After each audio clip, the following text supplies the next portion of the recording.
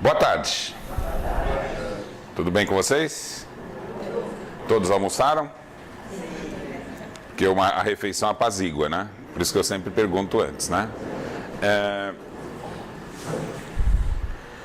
Eu nasci numa família de espíritas atuantes no meio espírita, né? Palestrantes, pesquisadores. Eu até brinco que eu passei por todos os empregos que tem num centro espírita desde criança, né? Dei aula em todos os tipos de cursos que tem no meio espírita. Conheço, então, com bastante profundidade o meio espírita. Mas muito cedo eu comecei a encontrar diferenças entre o que eu lia em Kardec e o que é que se explicava no centro espírita. E comecei a sentir que eram contradições grandes. E comecei a encontrar coisas que eu lia em Kardec e não via no movimento espírita. Um exemplo foi quando eu abri a Revista Espírita, isso com 15 anos, e encontrei Kardec dizendo assim: magnetismo animal e espiritismo são ciências gêmeas. Não é possível compreender uma sem conhecer a outra. Está escrito isso lá. A gente conhece magnetismo animal como ciência? O conteúdo teórico do magnetismo animal? É conhecido isso no meio espírita? A gente não conhece absolutamente nada. E quando eu tinha 15 anos, eu constatei isso. Eu comecei a perguntar, inclusive para escritores e pesquisadores que eu tinha convívio, médiuns, o que é o magnetismo animal? Ninguém sabia responder. E aí eu li um outro trecho de Kardec que ele disse o seguinte: magnetismo animal e espiritismo são ciências gêmeas. Aquela que se separar da outra cairá no impasse. Aí eu fiquei imaginando, não tenho acesso a saber o que é magnetismo, mas Kardec está dizendo que sem ele você não entende o espiritismo. Então, com 15 anos, eu falei assim: eu vou saber o que é esse magnetismo, para poder entender o que é espiritismo. E saí à busca de textos o fundador da ciência do magnetismo animal é Franz Anton Mesmer. E eu fui procurar livros de Mesmer, e eu descobri que ele nunca tinha sido traduzido para o português, né? E aí eu pensei assim, falei, puxa, Kardec fala que tem cursos e conteúdo abundante sobre magnetismo, que ele não ia reproduzir isso, mas aqui no Brasil a gente não tinha absolutamente nada. Então eu iniciei uma busca que levou muito tempo, levou mais de 10 anos, para conseguir a tradução das obras. Eu consegui na Biblioteca Nacional da França. Quando eu consegui os livros dele, não dava para escanear e nem fazer o OCR, a leitura porque eram letras da primeira edição mesmo de época, do século XVIII. Então as letras, o S parece um T, não dá para você. Então eu tive que fazer o seguinte: eu tive que aprender a ler aqueles caracteres, e eu digitei no computador as obras completas de Mesmer, palavra a palavra. Depois eu passei em revista tudo para ver se estava tudo certo. E num grupo que eu tinha de estudo de espiritismo num centro, eu comentei, falei assim: olha, se alguém puder me indicar algum tradutor, me avise. Só vai ser um pouco difícil porque trata da área da medicina, né? É do século XIX, né? Aí um senhor que fazia parte do nosso estudo falou assim: no fim da aula eu falo com você. E ele era uma pessoa bastante simples, muito participativa, questionadora, né? Ele me contou um pouco a história dele. Ele tinha sido médico, um médico materialista, né? Praticamente a vida toda. E ele teve um câncer que a medicina não teve como curar.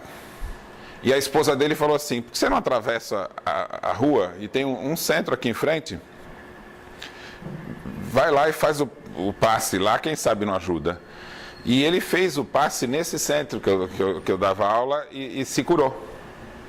E aí quando eu pus lá curso de espiritismo, ele veio no primeiro dia.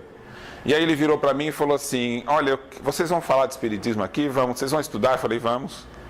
Ele falou assim: eu gostaria de participar se você me disser que vocês respondem uma dúvida que eu tenho. Eu falei, que dúvida que é? Ele falou assim: para que serve Deus? Ele não queria saber quem é Deus, como é Deus, o que é Deus. Ele queria saber para que serve Deus no universo. Eu falei assim, ó, a resposta pronta não tenho, mas a gente pode estudar e encontrá-la juntos. E aí ele começou a estudar nesse curso, não saiu mais.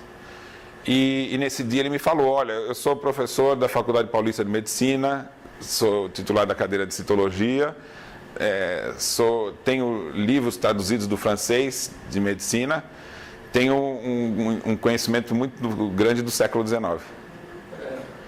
Eu falei assim, pronto, tá pronto. Aí eu passei os livros do Mesmer para ele e a gente foi traduzindo e fazendo a edição juntos. Mas, quando ele trabalhou o primeiro livro e passou uns meses, ele chegou para mim e falou assim, Paulo, desculpa que eu estou te demorando para entregar, mas semana que vem eu já te trago o primeiro livro, que eu estou fazendo a sexta edição do original. Ou seja, ele conferiu 6 vezes com o original depois de ter traduzido. Ele pegou dicionários da época, ele fez um trabalho extraordinário, né? E aí nós fomos trabalhando, eu fui trabalhando a edição, né, da tradução, e a gente traduziu quase 20 livros do magnetismo animal. E quando eu peguei o livro do Mesmer, o maior impacto que eu tive foi ele dizer o seguinte, olha, a teoria dos fluidos que a ciência aceita, colocando eletricidade e magnetismo como sendo substância, é absolutamente equivocada. Então preste atenção nisso. A ideia que possa existir uma substância que transmita de um para o outro é um grande equívoco. Vocês não estão achando estranho do que eu estou falando, não? O que é o passe? Então, é exatamente o que Mesmer disse que não é. Uma transmissão de substância de uma pessoa para o outro. A ideia de energia é uma ideia mais recente, né? Na época de Kardec e antes, não havia ideia de energia. Havia ideia de que alguma coisa precisa tocar outra de forma mecânica para que exerça trabalho. Né? Então, a ciência comum dessa época, que inclusive era materialista, fazia a suposição de que para que tenha qualquer ação, ela não pode ocorrer à distância. Alguma substância tem que percorrer a distância. Então, para eles, luz, eletricidade, magnetismo, inclusive até calor, era uma substância que era responsável por aquele fenômeno. O calor, então, seria uma substância que eles chamavam calórico. Haveriam átomos de calor. E aí o calor seria a transmissão dessa substância. Para as crianças na escola, eles ensinavam assim. O seu corpo está impregnado de calórico. Só que o calórico está absorvido pelo corpo. Se você flexionar as mãos, as moléculas, os átomos de calórico vão para a periferia. Aí você vai sentir o calor. Faz a experiência. Esfrega a sua mão. Agora, põe sem tocar perto do rosto. Aí eles estão dizendo, olha, está vendo como o calórico está passando da mão para o rosto? E não é exatamente a sensação que temos? Então eles justificavam a possibilidade de existir uma substância. E aí eu estou lendo o Mesmer, que nunca tinha sido lido aqui, né? Quase que eu enrolei a língua, né? Aí o Mesmer diz assim, não pode o calor ser substância. Ele tem que ser uma onda. E aí ele vai dizer assim, todos os fenômenos da natureza são ondas. Mas aí ele diz assim, tem que ser onda de um pleno. Porque as ondas não podem ter um interstício entre um lugar e outro, senão ela não chega. Aí ele vai explicar o seguinte, de tal forma isso é verdade, que a natureza é constituída de uma só matéria. Só que essa matéria, ela tem graus de sutileza, do mais denso ao mais leve. E as vibrações em cada faixa vão gerar um determinado fenômeno. E eles vão dizer, o nosso corpo físico é preparado para captar, para compreender cada uma dessas formas de vibração. E aí ele vai dizer, os nossos olhos captam a vibração da luz. Os nossos ouvidos captam a vibração do som. E ele diz assim, acima da luz, há numa matéria única que constitui todas as coisas, que ele vai dar o nome de fluido cósmico universal. Já ouviram falar de fluido cósmico universal? Foi criado por Mesmer. É a teoria proposta por Mesmer. Aí ele diz assim, acima da luz há de haver um grau de sutileza tal que os nossos pensamentos e sentimentos causam vibração. Essa vibração vai à distância. E atingindo o sistema nervoso das outras pessoas, pode causar a interpretação daquela onda como informação. Estão entendendo? Mas como todos os outros sentidos falam mais alto, o indivíduo então captaria as vibrações dessa faixa quando os sentidos se calam. Mas aí ele está inerte no sono. Aí ele falou, pela minha descoberta, coloca o indivíduo num tal grau de sono que ele desperta sem os sentidos. E aí ele vai chamar, inicialmente se chamou de sono mesmérico, ou sono crítico, porque ele dizia que a cura se dava pela crise. Então inicialmente era crisíaco e sono crítico. Depois passou a se chamar de sonâmbulo e sonambulismo provocado. Então quando Mesmer descobriu, ele falou sono crítico e crísico. Quem estudava Mesmer chamou em homenagem a ele de sono mesmérico, e depois evoluiu para sonambulismo, porque era o mesmo fenômeno do sonambulismo, só que provocado, aí passou a se chamar de sonambulismo provocado. Então Mesmer diz o seguinte, quando eu coloco o indivíduo no estado de sonambulismo provocado, os outros sentidos se calam, tanto que você coloca o indivíduo no estado sonambúlico, ele não sente dor. Você belisca, ele não sente dor. Ele perde a sensibilidade. A visão não fica circunscrita aos olhos, ele pode estar de olho fechado e ele enxerga o sonâmbulo. Então o que Mesmer concluiu? Ele não está percebendo pelos sentidos. Então o que é que está sendo impressionado? Aí ele conclui, o sistema nervoso diretamente. Porque todos os nossos, o ouvido, tudo leva para o sistema nervoso, não é?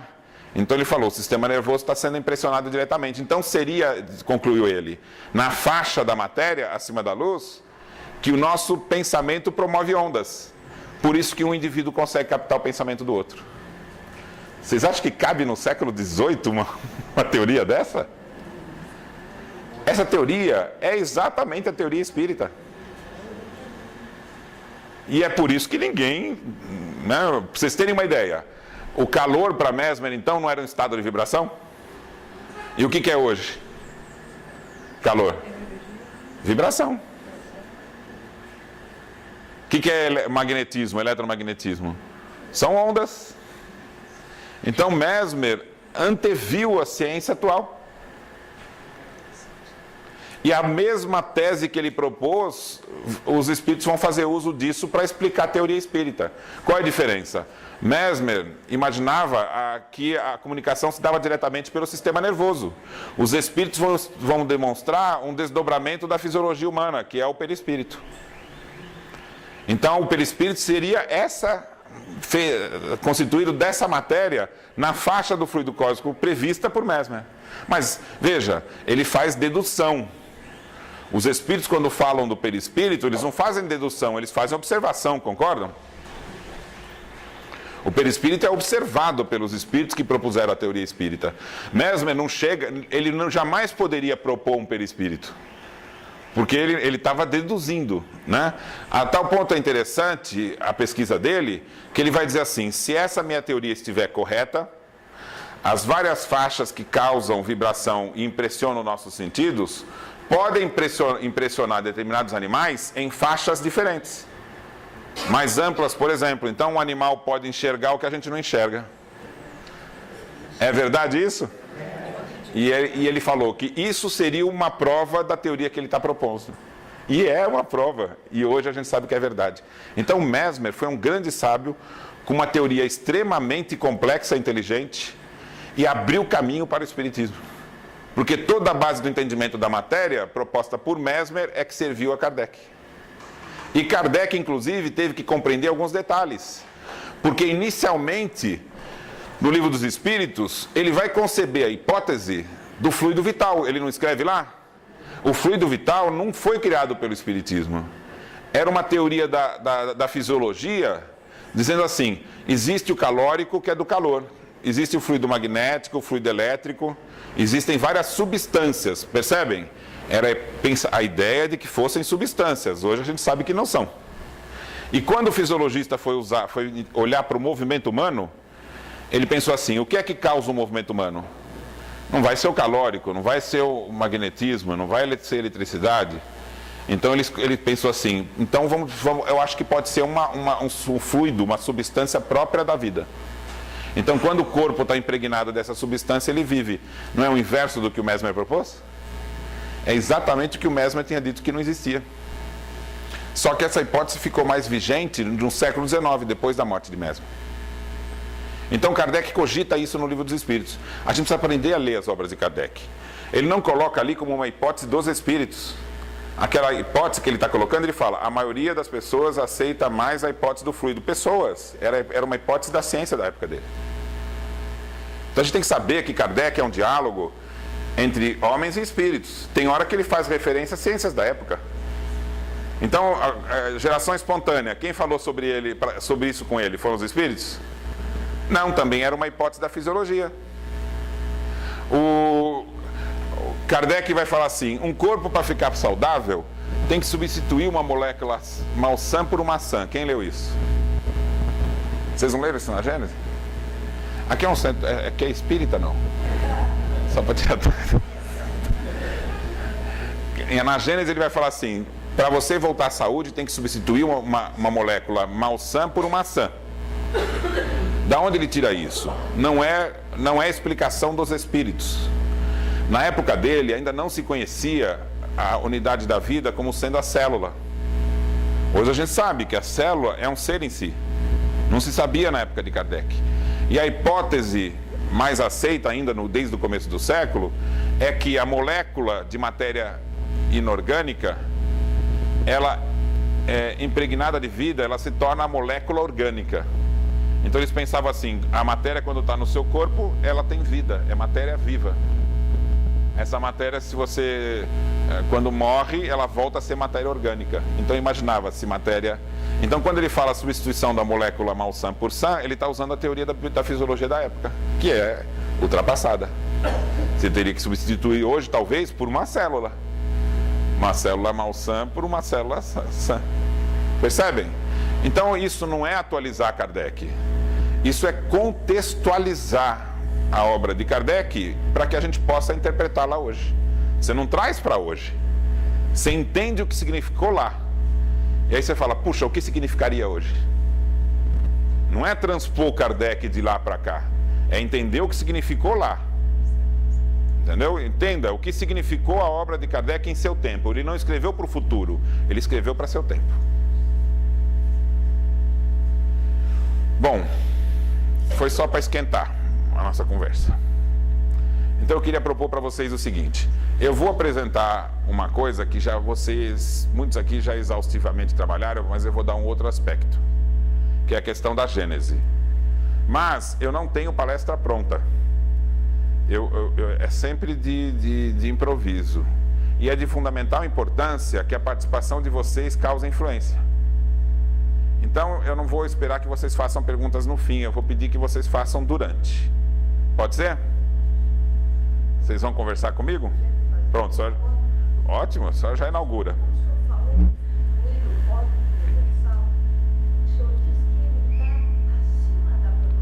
Não, ele vai dizer que o fluido cósmico universal é um pleno, o Mesmer. Toda a matéria, e ela vai dizer que ela está dividida em graus de sutileza. Aí Mesmer olhava para a luz como sendo a de mais sutil, que a gente percebe. E ele diz, só que o fluido universal ainda tem estados mais sutis ainda. Mais do que a luz ele vai propor. Então ele vai dizer assim, então o que impressiona, o que faz vibrar o pensamento seria um estado do fluido universal acima da velocidade da luz. Ele está usando a referência da época dele. Então, é o que ele propõe, o Mesmer, na época dele.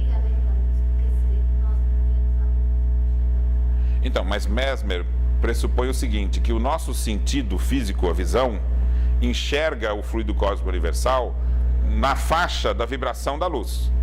Porque ele vai propor que tudo é vibração. Ele está antecipando a física atual, porque naquela época não se aceitava. Mas ele não foi por acaso que ele descobriu isso. Ele era músico e também estudou física com profundidade, filosofia, estudou medicina, ele conhecia muitas ciências.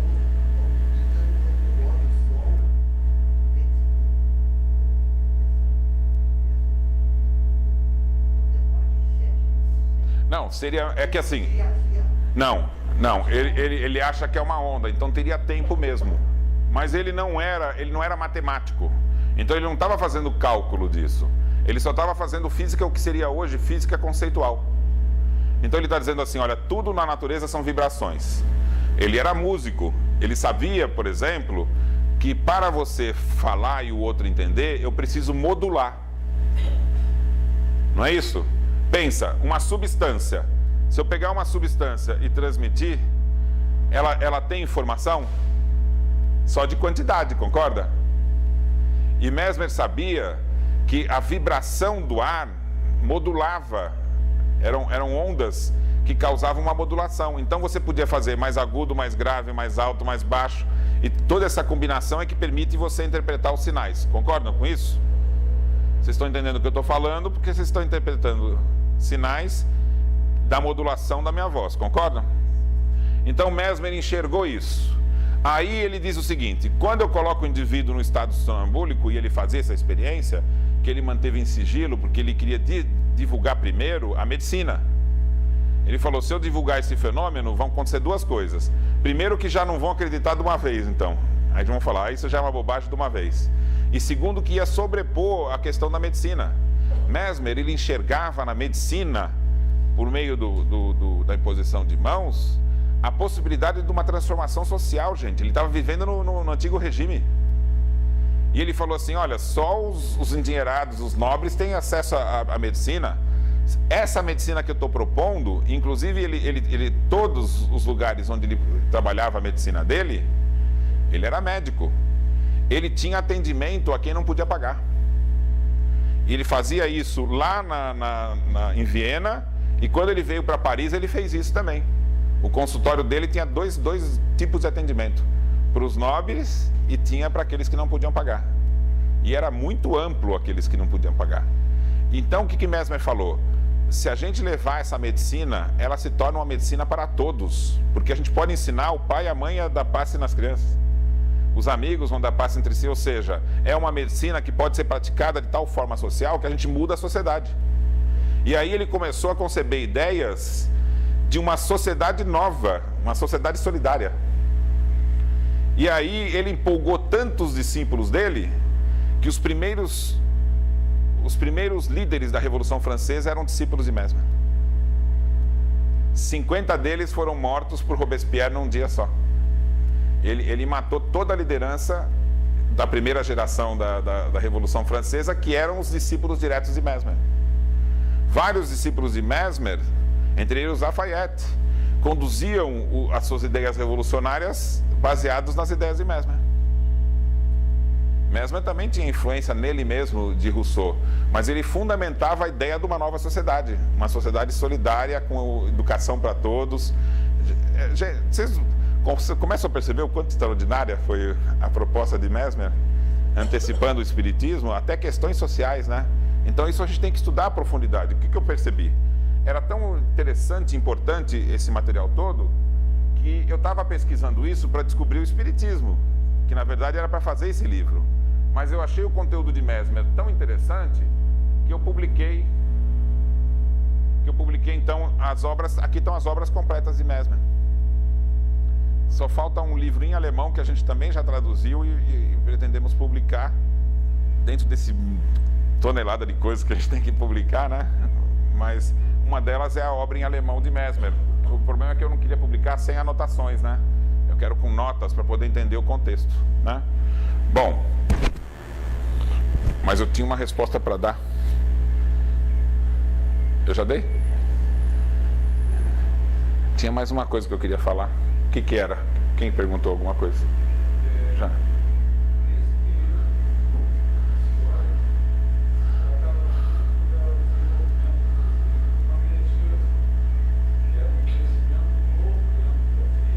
Isso.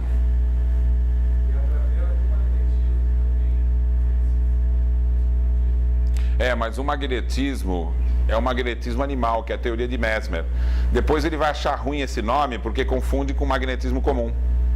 Mas a ideia de Mesmer é assim, é uma ação recíproca entre dois indivíduos. Um indivíduo age sobre o outro. Como isso se dá? Ah, era isso que eu queria falar. Lembrei. Então ele pensa o seguinte, ele propõe a cura pela imposição de mãos e pelo passe. Só que quando ele fazia o passe no indivíduo, ele fazia o passe na pessoa, os passes podiam levar meia hora, 40 minutos, dependendo do objetivo que ele tinha. Algumas pessoas entravam no estado de sono durante o passe. E aí a pessoa acordava, mas não acordava. Por exemplo, de olhos fechados. Aí ele pergunta, você está dormindo? Ele fala, não, estou acordado. Então você percebe que a percepção dele é de estar acordado, apesar que o corpo está com o olho fechado. E aí Mesmer foi o primeiro então a constatar o fenômeno do sonambulismo. Puig-Seguir era aluno dele. Quando ele escreve o livro descrevendo todas as experiências de sonambulismo, Puig-Seguir, não significa que ele foi o primeiro. Ele fez um relatório para os discípulos de Mesmer. Se você pegar o livro do Puig-Seguir, começa aos discípulos de Mesmer, porque o Mesmer pediu que esse assunto ficasse só entre os discípulos, para que o sonambulismo fosse divulgado depois que a medicina tivesse estabelecida, o que não ocorreu porque a ciência rejeitou. Você percebe o contexto? Então, aí ele percebeu o seguinte, ele pensava e o sonâmbulo respondia sem que ele falasse.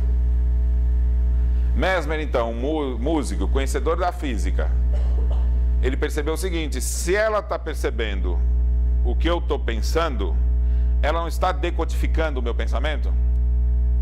Então, o meu pensamento não teve que chegar até ela por um meio? Esse meio pode ser uma substância ou tem que ser uma onda por causa da modulação? Pronto. Foi aí que Mesmer matou a charada.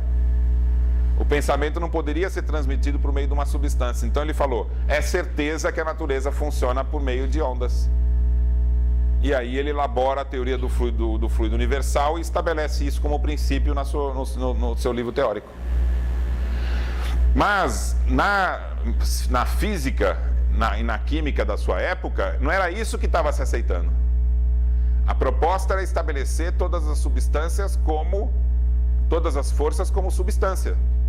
E um daqueles que colocou isso de uma forma taxativa no seu livro foi Lavoisier, que no seu livro de química, que virou a base, né, da química moderna, ele vai propor todas as substâncias que existem. Entre elas ele inclui fluido calórico e fluido luminoso. E ele, como é muito importante o calor para a química, ele vai trabalhar como se o calor fosse uma substância. Ou seja, ele era o mais pleno defensor da hipótese das forças como substância, não é? E Mesmer está propondo isso, ele está dizendo o quê? Que tudo isso está errado, não é? Quem é que presidiu a comissão para julgar, do ponto de vista científico, a ciência de Mesmer? Vocês sabem? Lavoisier. Lavoisier foi o cientista que coordenou a equipe.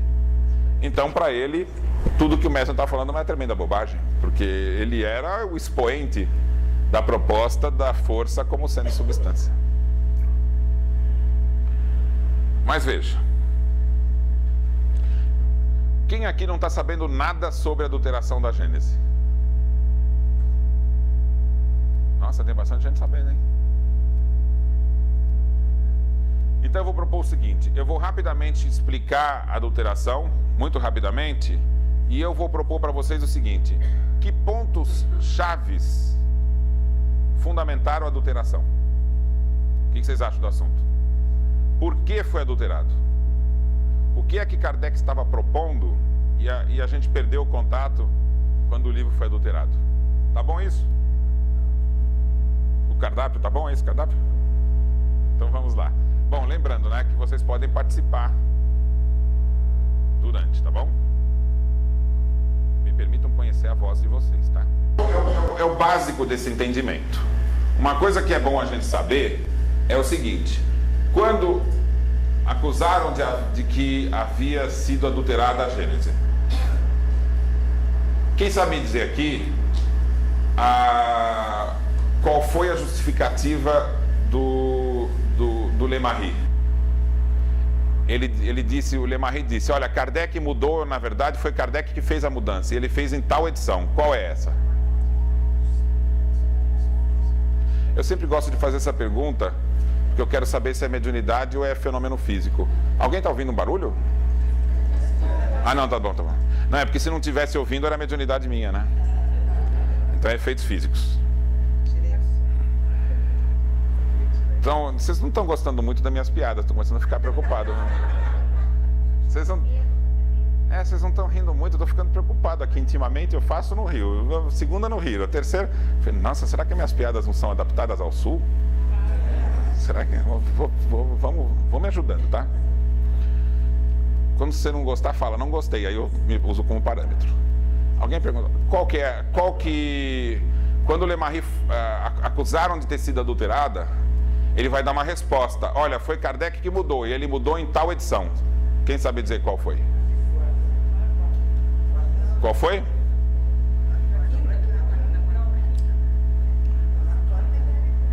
E agora? E a senhora fala o quê? Quarta ou quinta? Cadê os especialistas aí? E aí, Beto? Tá na quarta, tem certeza, Beto? Absoluta? Tá certo, é quarta. Foi o seguinte, quando o Henri Soucy foi olhar, reler a Revista Espírita, ele viu que Kardec falou assim, olha, lançamos a primeira, lançamos a segunda, lançamos a terceira, e não fala da quarta. E aí ele expôs isso, olha, a quarta, Kardec não falou que fez, ele só anunciou até a terceira. Aí o Lemarie faz um artigo e fala, tem toda a razão o Henri Soucy, porque Kardec mudou na quarta edição. E aí vai vir o Delian, ele vai produzir um documento do indivíduo da gráfica, que vai dizer assim, olha, eu confirmo, Kardec pediu pra gente que produzisse a quarta, a quinta e a sexta. Por que isso? Não fica uma explicação estranha para nós hoje? Mas se você voltar no passado, fica simples. Quando foi produzido a denúncia, a Gênese estava na 7ª edição. Então a 7ª, inegavelmente, foi feita pelo Lemarie, concordam? Está a 7ª, está escrito lá. E está com um texto diferente da primeira. Aí o Lemarie, ele não precisa defender nada além da 7ª. Estão acompanhando? Tem gente com cara de dúvida olhando para mim. Você está acompanhando? Faz sim, mas uma cara que não... Ó, quando denunciaram que a Gênese teria sido adulterada, estava-se na 7ª edição. Estava na 7ª, você vai lá na livraria, pega lá, Gênese 7ª. Tá, não é o mesmo texto da primeira. Muitos tinham a primeira. O Henri Soucy tinha, compara com a primeira, não é. Aí, tem facilidade para você alcançar todas as edições? Naquela época? Não. Você não consegue. Então pega lá na livraria. Não tem. Era difícil você chegar nos exemplares da segunda, terceira, quarta, quinta, sexta. Então não tinha. Basicamente tinha-se a 7ª e alguns tinham a primeira e a segunda. Então, 2.000, 3.000, né? Mas ocorreu uma dispersão muito grande do meio espírita depois da 4ª edição. Então criou um hiato entre o movimento espírita que estava se reorganizando e o que era da época de Kardec. Então, o que disseram é o seguinte, olha, essa 7ª está diferente da primeira. De onde veio esse texto que você está publicando a 7ª? Esse foi o questionamento, entendeu? Porque tem gente que perguntou assim, mas não questionaram na época? Questionaram, mas quando descobriram, estava na 7ª. E aí perguntaram, como é que você fez essa 7ª? De onde você tirou esse texto? Eu tirei foi Kardec que mudou. Tá, mas ele mudou em qual? Vamos olhar lá na Revista Espírita. Aí eles olharam. Kardec anunciou até a terceira. Aí o Lemarie então faz um artigo e dá a resposta. Ele só anuncia até a terceira, porque a quarta, a quinta e a sexta, ele mandou, a empresa que produziu até a terceira faliu. E aí ele não tinha mais como distribuir essa primeira parte. Como ele já tinha que fazer uma edição nova, alterando a Gênese, ele aproveitou e já alterou. Aí ele alterou e já mandou produzir a quarta, a quinta e a sexta. Então a quarta, a quinta e a sexta é de Kardec. Aí quando eu fui fazer a sétima, eu fiz de acordo com a de Kardec, que era a sexta. Inclusive eu aproveitei os mesmos tipos, a mesma forma que Kardec usou para fazer a quarta, a quinta e a sexta. Então é só reproduzir. Ah, mas cadê esses tipos? Ah, a gente já fundiu. Não dá para verificar. Mas então a alteração que Kardec fez na quarta, só as 3 primeiras eram equivalentes à primeira. Entenderam a explicação? E aí o meio espírita não tinha como contestar, negar isso, porque tinha a própria gráfica dando esse depoimento, tudo, e o assunto morreu por aí. E ele continuou a produzir a partir da sétima. Aí no Brasil foi traduzida a partir da oitava, a primeira Gênese nossa foi da oitava. E os outros países todos traduziram a partir da sétima e da oitava. A única exceção foi na Espanha, que tinha lá o Colavida, que era conhecido como Kardec espanhol, amigo pessoal de Kardec, que traduziu da edição primeira de Kardec e até hoje é essa.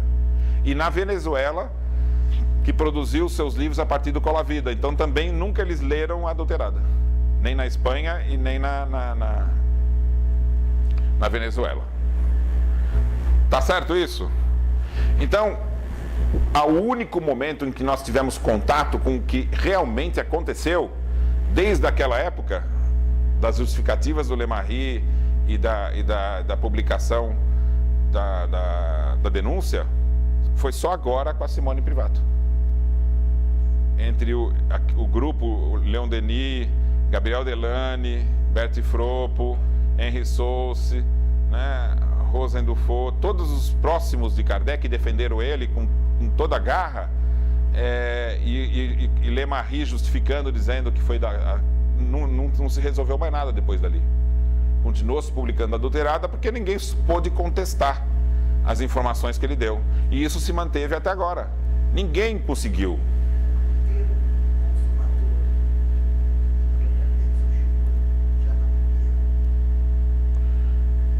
Aí você... Ah, se tem na primeira ou na segunda? Aí eu acho que está na primeira. Aí eu não...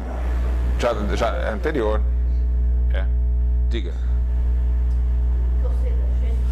Eu só faça perguntas mais difíceis, tá? Essa tá fácil, eu não vou responder.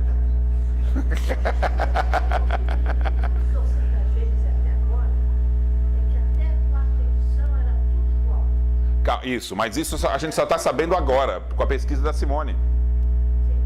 Então, é que a gente tem... Eu tenho esse mau hábito. Eu só consigo... A minha cabeça só funciona contextualizando. Para eu entender a denúncia, eu tenho que saber o que é que se pensava na época do Lemarie, do Henri Soucy, senão eu não... Porque quando eu peguei aquele negócio, foi a quarta, a quinta, a sexta, eu falei, hoje não faz sentido. Aí eu falei, deixa eu estudar o que é que se pensava na época, para entender por que uma justificativa de falar quarta, quinta, sexta era importante. Aí eu fui entender, como é que eu fiz isso? Gente, não é mágica. Eu peguei a revista Espírita e o Lei Espiritismo e li mês a mês, para saber como foi a polêmica evoluindo, só isso. Aí eu vejo um artigo do Henri Soucy dizendo, olha, Kardec só publicou até a terceira. Aí o Lemarie falou, claro, ele alterou na quarta, entendeu? Então foi um jogo de lembranças e de afirmativas que conduziram ao debate. E isso acabou dando uma justificativa para a época, porque o Lemarie foi conseguir com o editor, o cara da gráfica, uma declaração. Olha, realmente nós produzimos para Kardec a quarta, a quinta e a sexta edição. Não se sabia, ninguém conseguiu contestar isso na época. Então, mas aí algumas pessoas falam, então por que ninguém levou para frente a discussão? Porque, gente, depois da publicação da Infâmia, ficou dito pelo não dito, porque as provas do Lemarie não foram contestadas. Então, ficou aquela indisposição, mas não progrediu a denúncia. E ele era o detentor, né? Se houvesse uma contestação muito forte, ele teria que parar. Mas ninguém conseguiu gerar nenhuma prova que obrigasse ele a parar. E aí as gerações seguintes tiveram que se contentar com isso e ninguém mais questionou.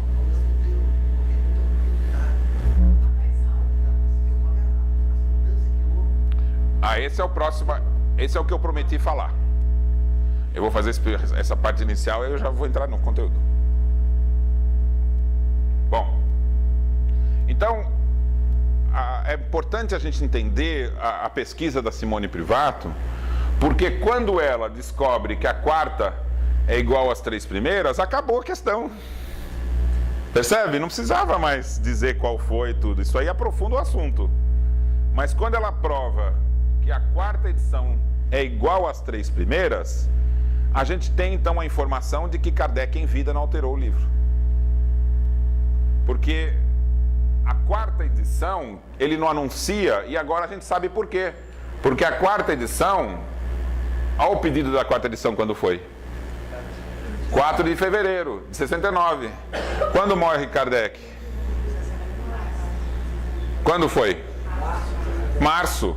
Então foi no mês seguinte, ou seja, ele não fez uma quinta, concorda? Se ele pediu a quarta que não chegou em vida, então ele não produziu alteração em vida. E para a época, gente, o Lemarie sabia disso. Se ele não fez em vida, então não é adulterada. Todo o movimento espírita de 1885, 84, quando a denúncia foi feita, tinha consciência que a disputa era dizer assim: olha, em que edição que foi feita? Foi com ele em vida? Foi. Então, se foi com ele em vida, então vale, senão não vale. Então, o Lemarie não só disse que a quarta edição foi a primeira alterada e foi por Kardec, como falou que ele lançou em 68. Kardec, então... Mas se é 68, a terceira não estava vendendo ainda? Ele tinha que dar uma explicação para isso, né? Por que ele tão rapidamente já fez... Ele anunciou a terceira? Como é que ele já fez uma quarta? Ele falou assim, não, é que faliu a empresa e ele não podia usar mais os exemplares. Então ele teve que fazer com uma gráfica nova. Aí, já que ele vai fazer com a gráfica nova, ele já fez a edição nova, alterada, entendeu? Ele deu uma série de explicações que davam resposta para as dúvidas da época. Só que essas explicações são todas falsas. Fake news. Era fake, é pior que fake news, né? Tá mais para uma coisa para o Moro investigar, né? Então veja, a Gênese segundo o Espiritismo. Tá fácil aqui, não tá? Nesse trechinho desse papel? Agora vai achar esse trechinho desse papel aqui. São livros gigantes, cheirando mofo, né? E são vários, porque ela teve que começar a pesquisar isso, vamos dizer assim, em 67. E ela virou milhares, a Simone de páginas. Como é que ela fez isso? Ela foi para a França, ela tem uma filha autista, o marido ele é diplomata, ele teve que pedir férias, cuidar da filha, ela viajou sozinha para a França, ela ia para o Arquivo Nacional antes de abrir, ficava na porta, abria, ela era a primeira, ela pedia o livro, e ela ficava folhando o livro e não parava nem para almoçar, até fechar. Aí ela marcava onde parou e voltava no dia seguinte, antes de abrir. Aí era a primeira a entrar, pedia o livro, ia virando, pegava outro livro, ia virando, páginas, milhares, aí marcava e no terceiro dia, até ela encontrar esse papelzinho, né? Não é tão fácil, né? Agora a gente olha para ele, tá ali, ó, que fácil. Agora veja, é escrito à mão, então ela tinha que ler cada livro para identificar se era a Gênese ou não. Então a Simone fez um trabalho, ela foi uma heroína, na minha opinião, né? E você, gente, pensa, dona de casa, teve que abrir mão da profissão para cuidar da filha autista e com problema no coração, todos os dias, ao mesmo tempo divulgando e pesquisando o espiritismo.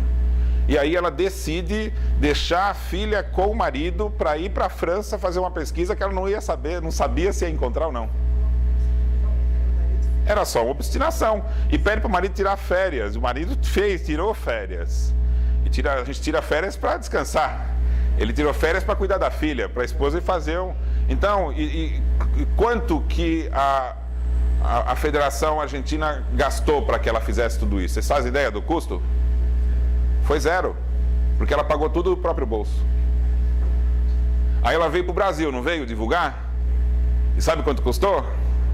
Zero, porque ela pagou do próprio bolso. A edição do livro dela A USA que fez, não foi?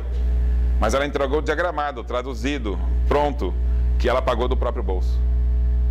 Então, a gente e acusaram, quando a gente começou a divulgação disso, aqui no Brasil, que acabou levando a FEAL a produzir o livro, durante essa divulgação, até pesquisadores espíritas fizeram acusação de que eu e ela estávamos fazendo isso para ganhar dinheiro com o livro.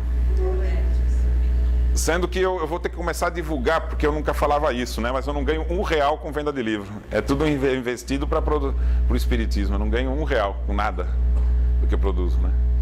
Então, e a Simone também não. Então acho que nós vamos ter que começar a falar isso, né? Porque tentar denegrir o trabalho dizendo que ela queria ganhar dinheiro vendendo livro é demais, né, gente?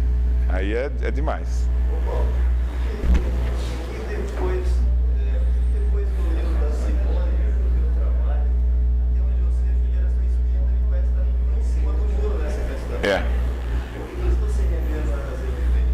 Porque se eles se renderem às evidências, eles vão ter que assumir o porquê de que o livro foi adulterado.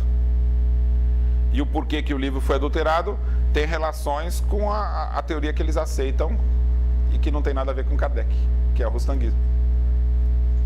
Então, na verdade, assumir que a Gênese foi adulterada é fazer uma revisão do Espiritismo e demonstrar nas raízes que surgiram equívocos desde o início, e eles eram sabidos de Kardec. Kardec sabia da adulteração da sua teoria. Ele só não sabia da ousadia de ele colocar a resposta no livro dele e depois alguém lá ia apagar, corrigir o livro dele.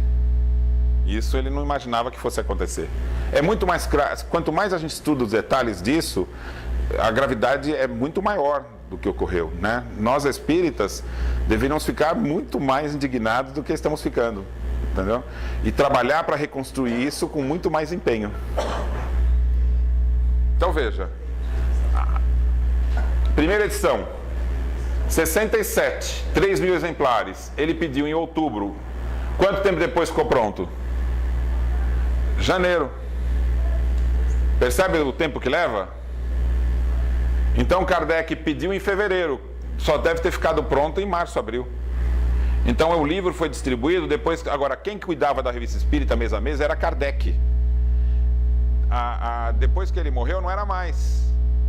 E quem começou a distribuir a quarta não lembrou que Kardec colocava uma nota de cada edição e não colocou a nota da quarta. Então só não tem a nota da quarta porque não foi Kardec que fez depois da morte dele. No catálogo racional não foi publicado por Kardec o catálogo. Esse catálogo é posterior, ele é de 69, mas ele é de agosto. Kardec não morreu em março, então não foi ele que produziu. Agora vejam lá, em agosto de 69, qual é a Gênese? Quarta edição. Tá certo? Então agosto era a quarta. Agosto é a quarta que a gente sabe hoje que não é alterada por Kardec, que é igual à primeira. Então quando foi alterada essa quarta? A Gênese. Então a Gênese foi alterada quando? Em 72. E aqui a gente tem, olha, Gênese, outro que a Simone Privato encontrou em 72, ó, 1872. Né? 1872 foi Kardec? Não, ele pediu a quarta em fevereiro. A quinta em 72 ele já tinha morrido. Então, em qual foi alterada? Na quarta, como dizia o Lemarie? Não, na quinta. E a quinta edição, ela teve que ser, por ter um conteúdo diferente, teve que ter um depósito legal na biblioteca. E o depósito legal, então, mostra que a adulteração não foi na primeira, na segunda, na terceira, nem na quarta. Porque o conteúdo novo foi registrado 23 de dezembro de 72, 3 anos após a morte de Kardec. Então não foi feito em vida por Kardec. Tem algum documento manuscrito, porque nem pode ser um documento copiado, tem que ser manuscrito e assinado por Kardec com o texto novo alterado? Tem isso? Não, então legalmente não pode ser considerado de Kardec. Ah, mas a biblioteca não aceitou o depósito? Aceitou como a biblioteca aceita. Qualquer coisa que você colocar lá, a contestação tem que ser judicial. Entenderam? Só que você tem que ter provas. Agora a gente tem prova, não tinha prova antes. Por que está escrito aqui segunda edição? Não é quinta? É porque segunda, terceira e quarta foram reimpressões. A edição nova mesmo, com conteúdo novo, foi só a quinta. Então por isso que lá se chama segunda. Porque a edição é contada pelo depósito legal. Conteúdo novo, novo depósito. Aí você conta como edição nova. Senão é só reimpressão. Aí não precisa de depósito legal. Estão entendendo toda a questão? Bom, aqui você pega para a prova final, né? Pega a página 145 da primeira edição. Está escrito A Ciência. Página 145 da segunda edição, A Ciência. Página 145 da terceira edição, A Ciência. Página 145 da quarta edição, A Ciência. Página 145 da quinta edição, Diversidade dos Mundos. Cadê o item 58, A Ciência? Foi retirado inteiro. Então veja, esse aqui é a edição da FEAL, esse aqui é a edição da FEB. A edição da FEAL, item 58 do capítulo 6, a inteligência humana, a ciência. Esse capítulo inteiro não tem nesse daqui, que é acho que todas as gênesis que a gente tem em casa.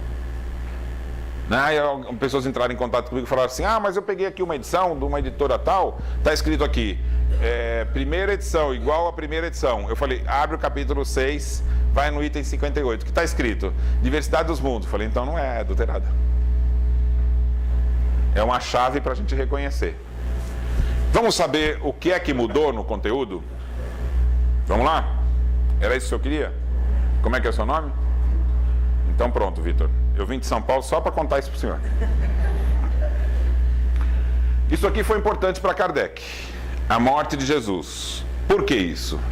Porque a proposta que o Rustang fez a respeito da morte de Jesus estava permeando o movimento espírita desde quando ele começou a anunciar os fatos, lá para 63. Então Kardec já sabia que havia a hipótese disso ser divulgado, e realmente ocorreu quando o Rustang publicou o livro. E ele não publicou o livro Os 4 Evangelhos da Médium Collignon. Ele pôs os 4 Evangelhos do Rustang, porque ele assumiu a responsabilidade de publicar o conteúdo. Ele não escreveu nada do que tem ali. Ele só publicou. Mas isso causou dúvida no movimento espírita. E segundo os espíritas que depois escreveram sobre isso, em 85, eles disseram assim, ninguém se interessou por essa obra. Ela não teve nenhuma interferência no movimento espírita. O trabalho de Kardec de lidar seriamente com a questão e resolvê-la foi o suficiente para os espíritas. O Celeuma só voltou pelo investimento que o Rustang fez junto ao Lemarie, por meio do Guérin, depois até mesmo da sua morte, investindo dinheiro para que os 4 evangelhos fossem retomados no movimento espírita. Aí você me pergunta assim, mas por que na época de Kardec ninguém se interessou e agora começaram a se interessar em 85? Se alguém perguntar isso, eu posso responder. Porque, boa pergunta. Boa pergunta. Porque na época de Kardec, a maioria tinha uma visão do espiritualismo racional. Nós vamos ver isso amanhã em detalhes. E não tinha influência, grande influência religiosa. Os religiosos eram 20%. Então, quando chegou em 85, o movimento espírita começou a receber grupos de pessoas que vinham do protestantismo e do catolicismo. Aí, com o investimento do Lemarie em divulgar essa doutrina, porque eles começaram a percorrer a França e a Bélgica dando palestra do rustanguismo. Mas como é que eles fizeram isso? Porque o Guérin, que assumiu a fortuna do Rustang para divulgar no meio espírita a sua obra, deu 40 mil francos para o Lemarie fazer essa divulgação. E pagou pelas palestras. Você vai fazer palestra e eu vou te pagar. Mais 5 mil. E faça um trabalho, para a gente divulgar um trabalho sobre o rustanguismo. Também pago mais 3 mil. Ele começou a pagar para que implantasse. Aí acabou nisso? Não. Se você tinha um centro espírita, o Guérin falou o seguinte, por meio do Lemarie, divulgue aí para todos os centros espíritas na França e na Bélgica. Se vocês quiserem que eu construa uma sala de palestras com cadeiras, auditório, tudo prontinho, a gente constrói para você. E a única coisa é que eu vou mandar o palestrante todo mês. que eram os palestrantes pagos para divulgar o Rustang. Vocês sabiam disso? Sabiam desses detalhes? Foi um trabalho massivo para tentar implantar no meio espírita as ideias de Rustang. Por isso que teve uma diferença muito grande da época de Kardec para essa época. Que os próprios espíritas ligados a Kardec falaram, chegando tanto o católico e o protestante, uma teoria que foge de Kardec, mas dá uma tese muito próxima dos dogmas que as pessoas já estão acostumadas, vai encontrar gente que se interesse. Tem um artigo com esse teor da Rosendufo. Bom, Kardec então, ele percebeu que simplesmente ele tratando tecnicamente do assunto, ele daria resposta para os espíritas sérios. E não ficar brigando, né? Ah, está errado, é falso, é verdadeira. Não, vamos tratar tecnicamente. Então o que ele fez? Primeiro é o seguinte, alguém já leu os 4 evangelhos? Então como é que você sabe que não é bom? Quem já leu aqui? Levanta a mão para mim. Eu não sei se é bom. Mais ninguém, né? Então... dá, você sofre, mas dá. Eu li os 4 evangelhos inteirinho para poder, quando chegasse numa palestra e falar disso, e alguém perguntasse, mas você leu? Eu olho nos olhos da pessoa e falo, eu li. Sofri, mas li. Porque a gente tem que ler, se você quiser tratar do assunto. Qualquer espírita que quer conhecer espiritismo, lê o que quiser. Quem quiser falar sobre espiritismo tem que ler tudo. Entendeu? Por exemplo, você quer ir num congresso de psicanálise, né? Aí o palestrante vai falar sobre a psicanálise, não é? Quem que ele tem que ter lido? Freud. Quanto do Freud? Tudo. Até alguns deram risada aí, né? Se você quer dar palestra de psicanálise, você tem que ler tudo do Freud. Tudo. Tá, aí você quer fazer uma palestra sobre Kardec. Quanto você tem que ter lido dele? Tudo. Absolutamente tudo. Não é lido só, é estudado. E as pessoas que falam sobre Kardec leem tudo? Então tem alguma coisa errada. Então você não vai propor Kardec, né? Agora você vai falar assim, olha, eu quero confrontar a influência do rustanguismo e do Kardec. Eu tenho que ler tudo de Kardec e ler os 4 evangelhos inteiros. Claro, senão você não vai estar falando com propriedade. Senão você vai pegar os trechinhos que te interessam e vai fazer algo que não é real. Porque você não entendeu. Gente, eu não estou falando para você virar rustanguista, mas tem que entender a teoria que está proposta naquele livro. Senão você não vai entender o que é que ela está defendendo. Só aí é que você consegue comparar. Então, vamos lá. Quanto ao fato de ter o corpo de Jesus desaparecido do sepulcro, sabeis que Jesus fez achar no sepulcro o seu perispírito tangível, semelhante ao corpo humano, retirado da cruz e depositado lá por José de Arimateia. Assim o corpo perispirítico estava no sepulcro, quando os príncipes, os sacerdotes e os fariseus lá foram. Logo depois, o sepulcro ficou vazio. Jesus olhou para um lado, olhou para o outro, tirou ao seu corpo perispiritual a tangibilidade, retomou a aparência fluídica, etérea, invisível aos homens e saiu voando. Não é o que está escrito? Agora eu faço uma pergunta fundamental para vocês. Por que tem corpo fluídico nos 4 evangelhos?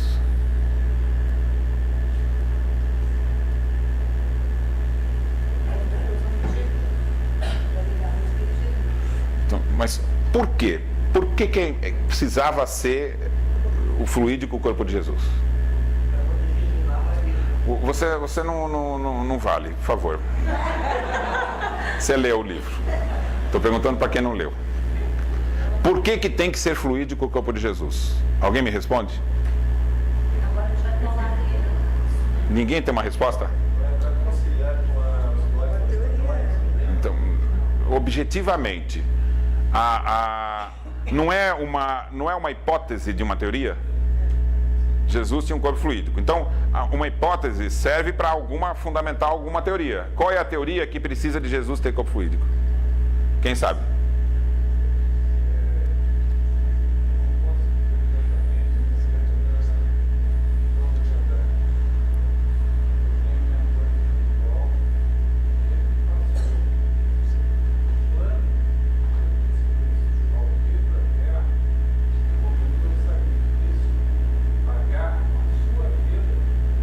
Mas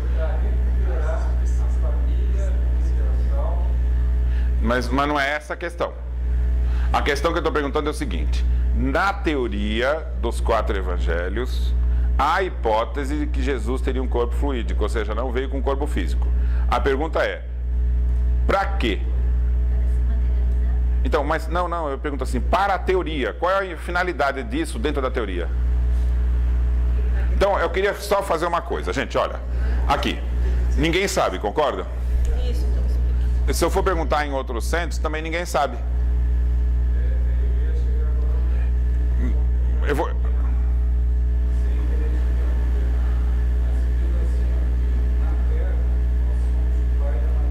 Não, eu vou te interromper sim. Eu vou te interromper. Pera o seguinte, olha.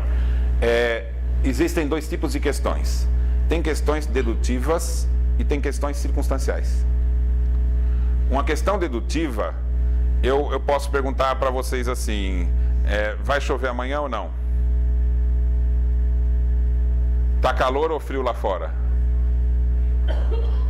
Você vai falar, poxa, deixa eu ver, tô vendo o sol, entendeu? Você vai tentar deduzir pelos... Não é isso? Agora, a questão circunstancial. Qual é o dia do nascimento dela? Deduz aí. Dá para deduzir? Não é dedutivo, é circunstancial. É um dia que ela sabe. Então, teria que olhar no documento dela ou perguntar para ela. Concordam com isso? Entenderam? Então, quando é uma questão que ela é circunstancial, não adianta querer deduzir, que você não vai nunca descobrir. Então, quando eu pergunto para você assim, por que o corpo fluídico de Jesus é importante na teoria dos 4 evangelhos, você não vai conseguir deduzir. Porque você tem que ler lá no livro para saber para que serve. Entenderam a questão? Então, assim, eu li a obra inteira. E a ideia é a seguinte: o ser humano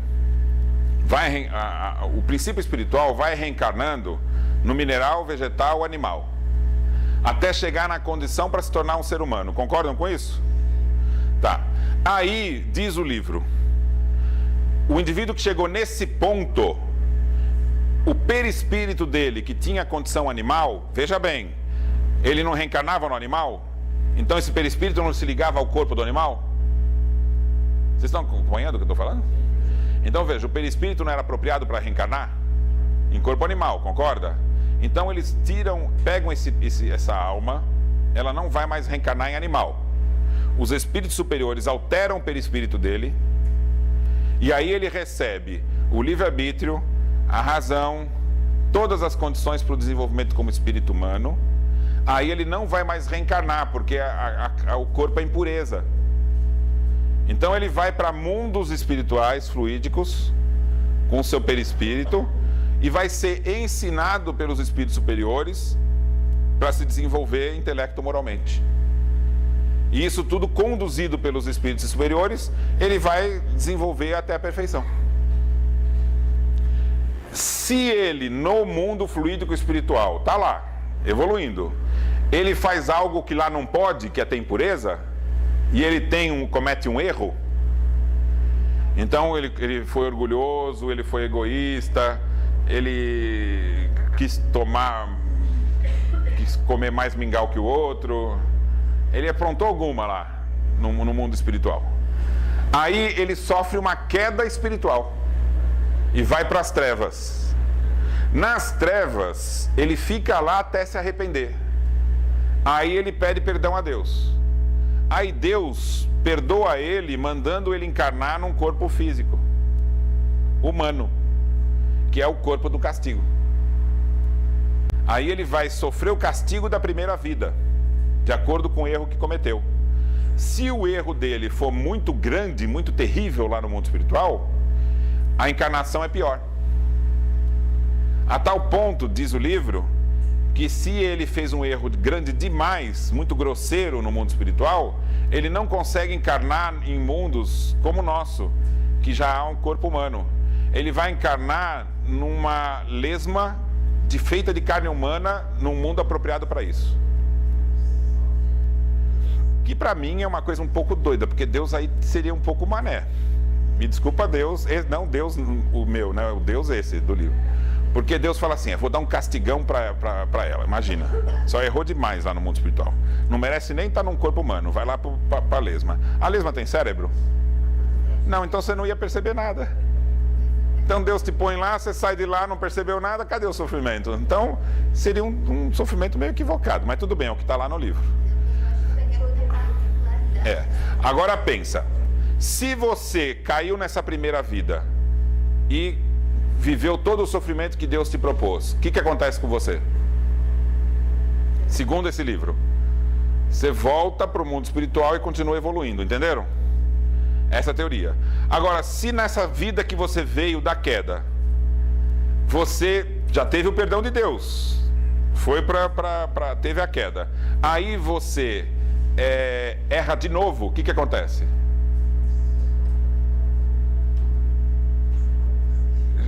Vai gerar esse erro novo, é a causa do efeito que é uma vida a mais aqui, para pagar o erro da vida anterior.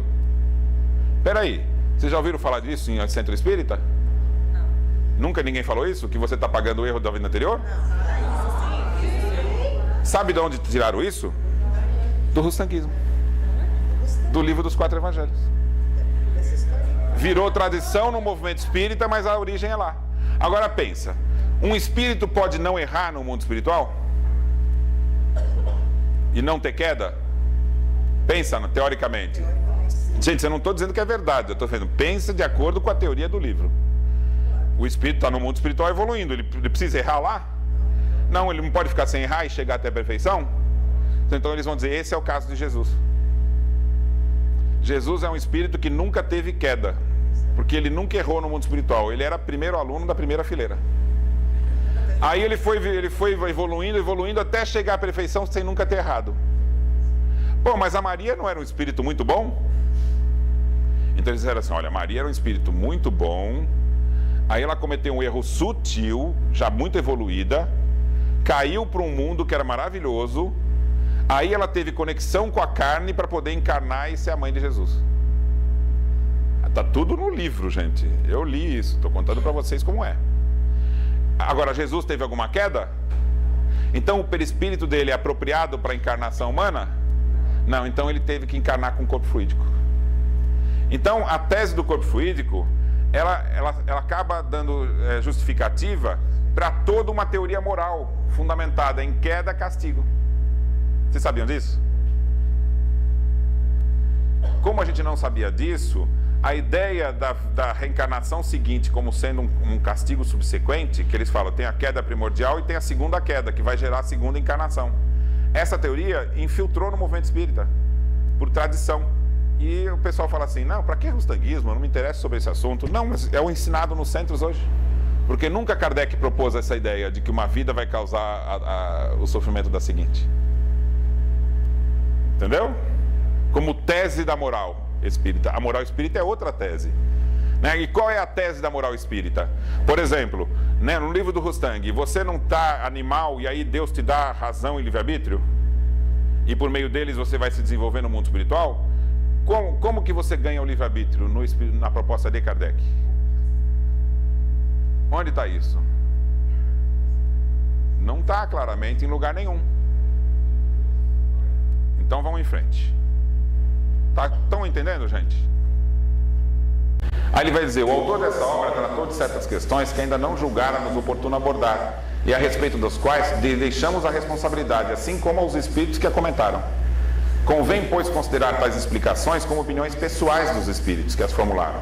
Opiniões que podem ser justas ou falsas, que em todo caso precisam de sanção da apreciação universal, e até confirmação mais ampla não devem ser tidas como parte integrante. Então ele tratou tecnicamente. Ele diz, está se propondo algo novo? Tá. Qualquer coisa que qualquer espírito fala é opinião. Então o que falou lá naquele livro é opinião, não é um livro só? Então é uma opinião. Tem a ver com a doutrina? Os espíritos é que vão ter que dizer, e não eu.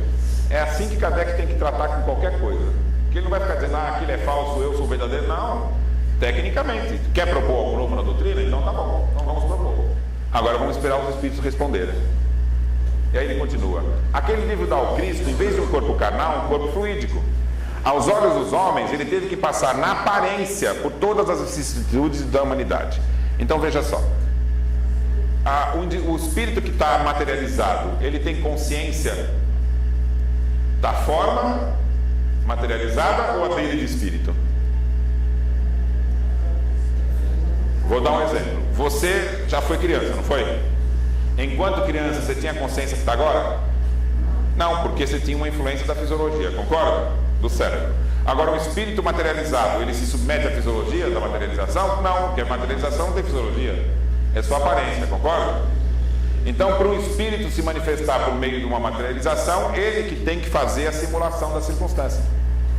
Então, pensa assim, Jesus materializou-se em forma de nenê e ficou no colo da Maria, não ficou? Aí a Maria não teve algum dia que foi mostrar para os vizinhos? Ou os vizinhos foram na casa dela olhar o nenê? Tá, aí Jesus está materializado naquele corpo, segundo essa hipótese. Aí ele tem que fazer o quê? Gugu Dadá. Vai ter que chorar como o nenê, não é? Mas como é materialização, ele teria que simular o nenê chorando. O que você acha dessa? Que sofrimento é pior? Você nascer como um nenê ou ter que fingir que é um? Imagina você adulto fingindo que é um nenê no colo da mãe. É um sofrimento pior, não é? Aí ele tem que fingir que cresceu. Ele tem que ir alterando a forma, fingindo que cresceu. Aí ele tem que fingir que é uma criança brincando na rua, fingir que caiu e machucou o joelho, e chorar e ir para casa chorando, fingir que não sabe aprender na escola, sabe? É muito fingimento, né? Porque a gente tem que levar a sério a hipótese. É um fingimento dia e noite, gente. Não teria sofrimento pior que esse, né? Que Jesus levanta de manhã, primeiro levanta fingindo que levantou, né? E tem que fingir que está dormindo, gente. Já pensou se uma noite inteira fingir que está dormindo? É pior que insônia, não é? Fingir que está dormindo na cama, todos os dias, todas as noites. E chega de manhã e ele finge que acordou. E ele finge que acordou com aquela idade. Então ele levanta de manhã e fala assim: quantos anos eu tenho? 4. O que eu faço, o que eu não faço? Sabe? É terrível isso. Ou seja, é óbvio que se eu fosse escolher no lugar de Jesus, eu falo: não, eu prefiro viver o fenômeno biológico. Aprender na escola, fazer normal, como todo mundo faz, gente. Pelo amor de Deus, né? Sei lá, vocês acham o quê? O que a gente precisa fazer é raciocinar sobre as coisas que a gente lê, gente. Entender na prática o que significa aquilo. Maria não teria tido mais do que aparência de gravidez. E aí ele fala uma coisa fundamental. Esse ponto foi estabelecido como premissa e pedra angular pelo autor. Então Kardec sabia que era a base da estrutura moral que os 4 evangelhos criou. Mas essa teoria é hipotética, e se for reconhecida como um erro, o edifício desmorona a falta de alicerce. Então toda essa ideia do espírito evoluindo no mundo espiritual, e não sei o quê, e a queda, e o erro de uma vida causa, tudo isso cai por terra. Porque o único fenômeno utilizado para estabelecer isso é falso. Esperamos, pois, os diversos comentários que ela provocará, de quem? Da parte dos espíritos, e que vão contribuir para elucidar a questão. Sem prejulgarmos, adiantaremos que essa teoria já foram feitas objeções sérias e que, a nosso ver, os fatos podem perfeitamente ser explicados sem que se saia da humanidade corporal. Então seria o quê? Uma remoção simples, não seria um fenômeno. Simplesmente o José de Arimateia entrou lá, tirou o corpo e levou embora. Você não precisa explicar como sendo um fenômeno espírita. Então vamos entender aqui também que Kardec está pressupondo 2 explicações fundamentais. Não foi fenômeno espírita, então alguém foi lá e tirou, tá certo? A outra hipótese é milagre. Foi milagre? Não, essa a gente já rejeita por definição. Aí pode ser por um fenômeno espírita ou por uma remoção. Se for um fenômeno espírita, uma das hipóteses seria o corpo fluídico. Será que é verdadeira? Essa que é a questão. E aí ele diz assim: quando esclarecermos sobre essas questões, o faremos decisivamente. Então ele falou: quando eu voltar a falar desse assunto, vai ser para encerrar o assunto. Será quando tivermos colecionado documentos bastante numerosos, nos ensinos dados a todas as partes pelos espíritos, de modo a podermos falar certos de estarmos de acordo com a maioria. Assim procedemos sempre que se cogitou de formular um princípio fundamental. Já o dissemos 100 vezes. Para nós, olha só que importante, a opinião do espírito, qualquer que seja o nome com o qual se apresente, só tem o valor de uma opinião individual. Isso vale para qual comunicação isso vale? Todas. E nós não estamos esquecendo disso? Hoje vem um médium, psicografa um texto e todo mundo toma aquilo como oracular. Não é espiritismo. Qualquer psicografia é opinião, gente. Nosso critério está na concordância universal, confirmada pela lógica. Então não é só concordância, é concordância e lógica. Se também não bater com a lógica, não se aceita nem a concordância. De que serviria darmos prematuramente uma doutrina como verdade, se mais tarde ele poderia ser combatida pela generalidade dos espíritos? Ou seja, mesmo que se coloque na obra espírita um princípio fundamental, se os espíritos não reconhecem aquilo como sendo um princípio fundamental, ele vai ser revogado mais à frente. Os ensinamentos vão mostrar que aquilo não era adequado. Percebe? Então a condição não é dos homens, é dos espíritos. E aí ele foi tratar, ele não falou, quando esclarecemos sobre a questão, vamos tratar definitivamente?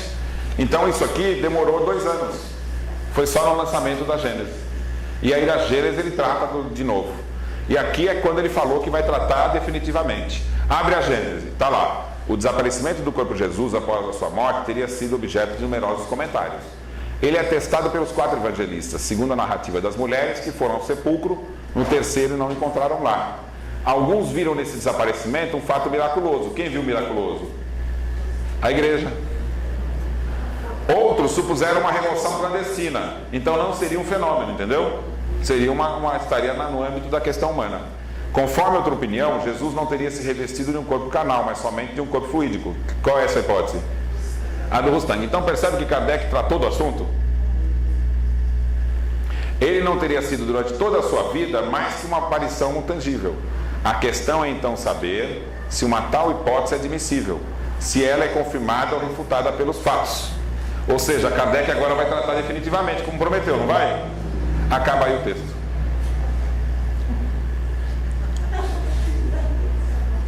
Apesar de propor a questão, Kardec não dá continuidade em seu texto nem propõe conclusão alguma.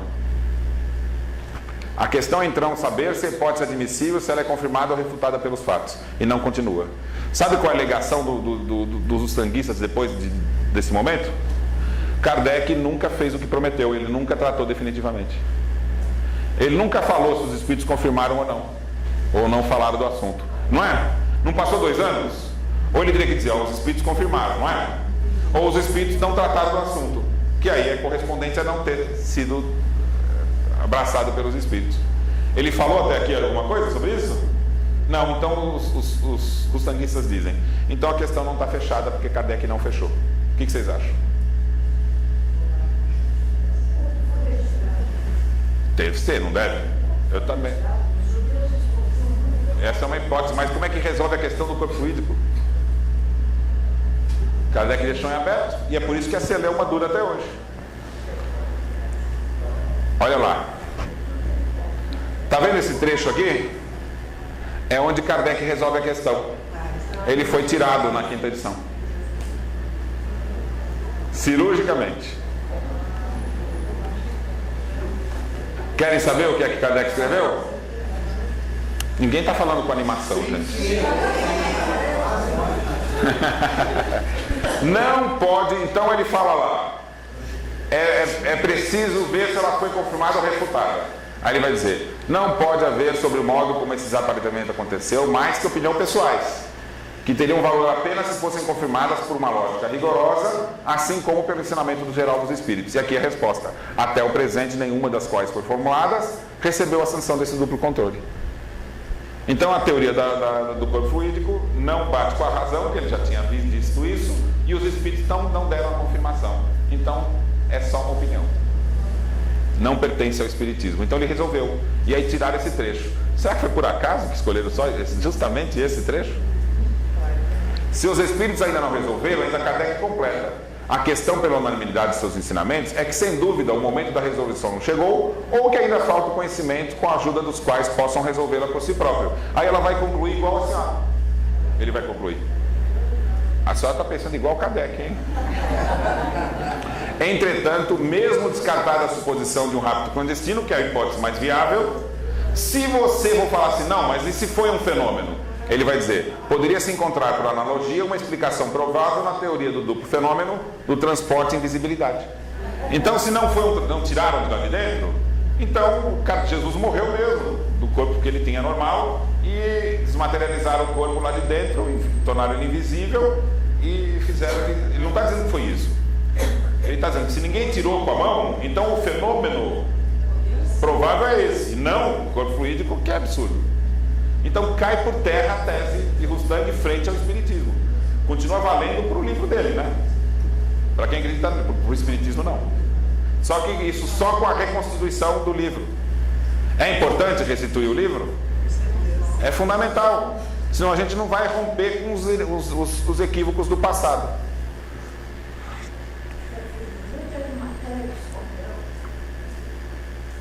Bom, aqui teria... Como é que nós estamos de horário? Está acabando, né? Como é que está o horário?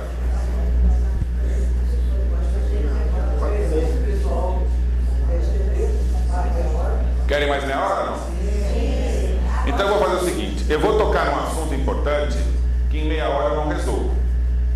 Mas quem quiser vir amanhã, a gente aprofunda. Tá bom? Porque é o seguinte: é grave essa questão do corpo fluídico. Quis mostrar isso para vocês. Mas não é o mais grave. Não é o mais grave.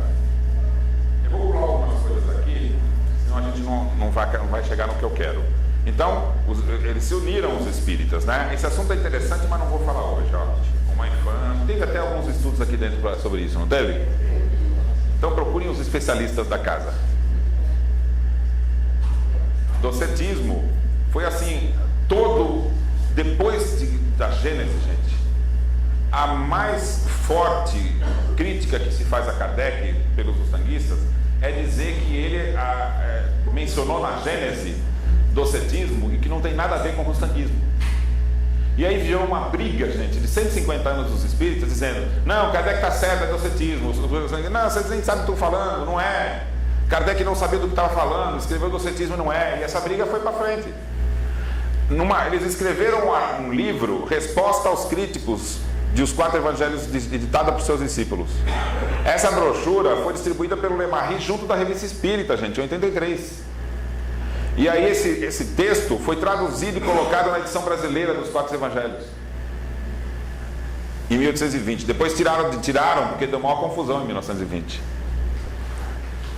Olha aqui, ó, extraído do volume. Muita gente pergunta: o que é essa apresentação que tinha e tiraram da edição brasileira dos Quatro Evangelhos? Foi extraído desses Quatro Evangelhos, Resposta aos Críticos, que é o folheto editado pelo Lemarri, enviado junto com a Revista Espírita. Eu vou ler um texto aqui só por recreação, para vocês verem o que falaram de Kardec em 83. Allan Kardec foi injusto para com Rustang, e os fatos vão prová-lo. Você conhecia esse material? Alguém tinha? Escreveu isso aí? Você ficou... A acusação da Beth Flop foi o próprio Lemarri. É uma brochura distribuída junto com a Revista Espírita em 1883. Uma resposta aos críticos de Rustang. Gente, você imagina você receber a Revista Espírita, que se assinava desde a época de Kardec. Aí chega 83, quando chega pelo correio a Revista Espírita, chega esse folheto junto. Aí você abre para ler e você vai ler lá dentro isso: Allan Kardec foi injusto para Rustang e os fatos vão prová-los. O Sr. Rustang é um professor em matéria de espiritismo. Kardec desviou-se, esquecendo que devia ser fiel à advertência dos espíritos superiores, pois devia ajudar a fazer reconhecer e aceitar as bases da fase teológica, uma vez aberta com a ajuda de um instrumento claramente escolhido, mas que seria outro e não ele. E aí o livro, essa brochura faz um suspense. Então, se não foi Kardec, quem foi? Allan Kardec achou-se convocado e o único convocado, mas não deveria empreender o monopólio de um sistema preconcebido. É o que teria compreendido se fosse humilde e desinteressado. Não é a mesma acusação que a Simone Privato sofreu? Parece que as coisas se repetem, né? Pela mesma causa, né? Allan Kardec, por se achar infalível, se fez monopolizador como todo aquele que se atribui o privilégio de uma infabilidade intransigente. Vai usando adjetivo aí à vontade, né? Quem escreveu, né? Proscreveu todos os homens de estudo e de boa vontade que não souberam se curvar ao jugo de um autoritário. Em 61, agora vem a revelação. Rustang foi declaradamente escolhido pelos espíritos superiores, para começar a obra teológica da qual ele inaugura sua fase admirável, publicando em 66 os 3 volumes dos 4 evangelhos. Vocês não sabiam disso? Ele é o grande emissário. Aí no mesmo livro vem a crítica. Allan Kardec, nas suas conversações e nos seus escritos, manifestava a pretensão de acusar de docetismo, doutrina errônea, falsa e condenada, tudo que tendesse a provar que o Cristo teve apenas um corpo fluídico durante sua permanência na Terra. Os 4 evangelhos eram diretamente objetivados por essa apreciação, entendeu? É uma acusação. Kardec acusou de docetismo o rustanguismo. Vamos responder a essa pretensão, a essa insinuação. Olha aqui que fala, hein? Se não é intencional, ou seja, Kardec estava querendo denegrir o rustanguismo.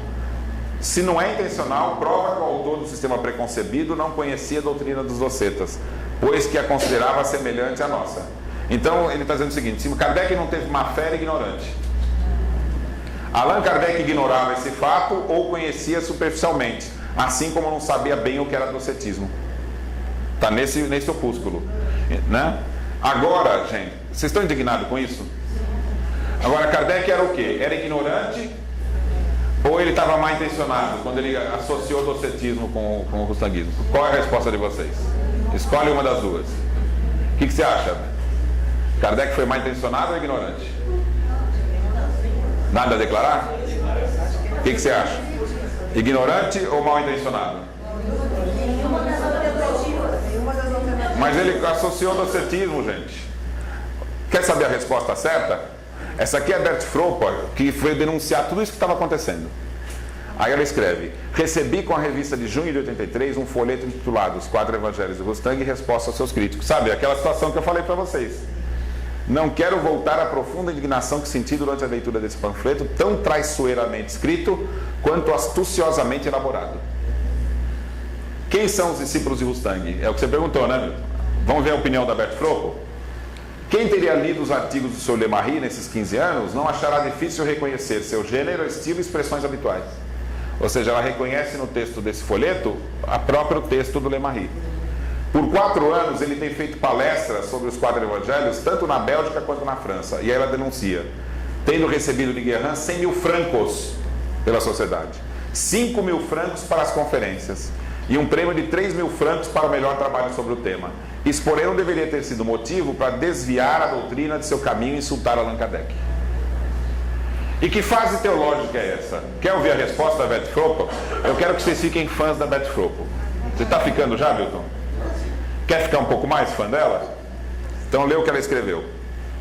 Já que os ditos discípulos de Rustung não querem se curvar diante de um autoritário, entre aspas, tal como acusam Kardec, por nosso lado não queremos ver o Espiritismo entrar em tal fase teológica. Para quê? Para estabelecê-lo sob a forma de religião? Mas ela é mais forte com seu simples título de filosofia. Ela usa de lógica e verdade para esclarecer o outro mundo, consola corações, dá esperança de chegar pela evolução à felicidade. A imortalidade do espírito. Veja, como é que você chega à felicidade? Sofrendo o castigo de Deus? Não, é por meio da evolução. A imortalidade do espírito e o conhecimento de um Deus todo bom e justo. De que mais precisamos? Gostou da Bert Fropper? Docetismo, tá vendo aqui? Na 5ª edição? Não tinha na edição de Kardec. Então a adulteração, olha que louco, gente, acrescenta docetismo para anos depois criticar que era uma ignorância de Kardec. Não é louco isso, gente? Completamente equivocado. Bom, eu vou retomar isso aqui amanhã para a gente ver com mais detalhes. Mas eu vou antecipar para vocês o que nós vamos conversar amanhã. Aqui está a tese da queda pela culpa que eu falei para vocês que estava no livro, para vocês